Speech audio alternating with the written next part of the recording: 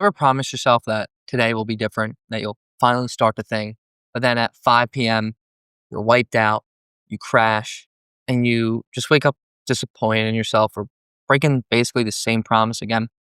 And what makes it even worse is seeing guys no different from yourself, the Chads of the world say, and they somehow keep going. They hit the gym, they take the classes, they overall just follow through while you're done by late afternoon. Well, today you'll find out why that keeps happening, but also the framework you can apply to your life today so you can actually have the discipline to follow through on what you say you want to do.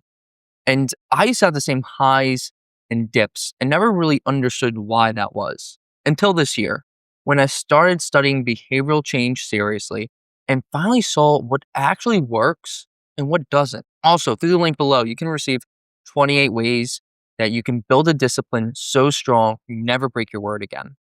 Okay, here's the first thing you need to understand. You're not exhausted by 5 p.m. because you're weak. So get that out of your head. Your day drains your willpower way more than you think. And throughout the day, you're making micro decisions, you're managing stress, you're switching tasks, and you're constantly fighting impulses. So even if you don't notice it, this all takes real cognitive energy. And it's what psychologists call ego depletion. And on top of that, the whole world is built around comfort. Everything is designed to make life easier, which sounds great on the surface, but it destroys your tolerance for discomfort. So when something finally requires effort, the gym, a class, starting that project, you feel like you hit this huge fucking wall. And that's when most guys back off, the moment they hit that wall. And here's the part nobody tells you. The guys who still have energy at 5 p.m., they aren't superhuman. They're not better than anyone else. They're simply running a framework, whether they realize it or not. And I call it the VAD framework, which maybe isn't the best name, but the VAD framework. And it's three things you can build starting today. The first piece is value. Chad sees the value in what he's doing. He knows why the gym matters to him. He knows why learning new skills and how that benefits him in his future. He understands what each action is building in him and helping him achieve in the long run. And when you see real value, follow through stops feeling like such a chore, because you're getting more connected to the outcome. You're not just focusing on the gym, you're focusing on building muscle, you're focusing on how taking the class allows you to get a better job. That's where you're putting your focus in, not in the action itself in terms of what you find valuable, but the outcome it allows you to achieve. Now, the second piece is adversity. Chad has trained himself to meet discomfort with effort instead of avoidance. Oh, my voice cracked.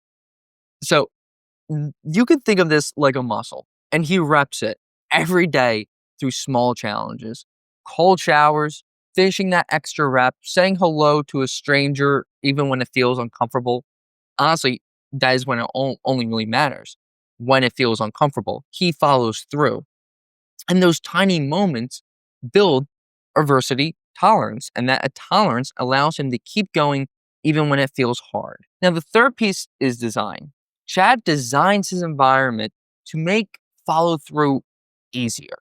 His gym bag is already packed.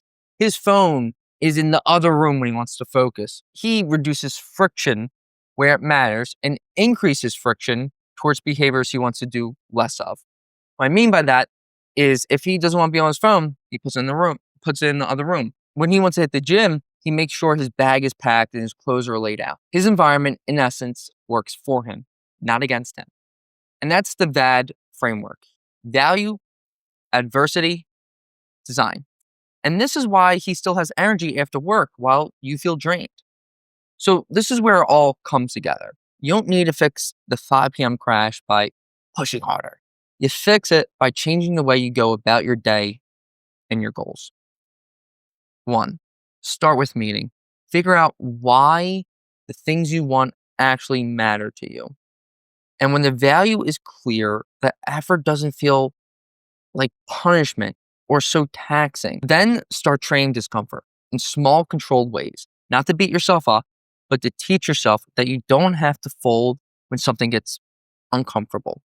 And then finally, set up your environment so the path of least resistance is the path that makes your life better. Those tiny changes do more for your discipline than motivation ever will. And this is how you stop feeling drained all the time. This is how you stop watching other guys pass you. This is how you become the guy who follows fucking through. Most guys stay stuck in the same loop for years, drained by 5 p.m., breaking their own promises, and wondering why other guys seem to keep moving forward when they're no better than themselves. But once you start using the VAD framework, things change. Stop wasting your energy. You build momentum, and you finally become the guy who follows through on what he says he wants to do. And if you want to go deeper, watch this video here where I break down another pattern that a lot of guys have that keep them stuck, but also how you can get out of it today.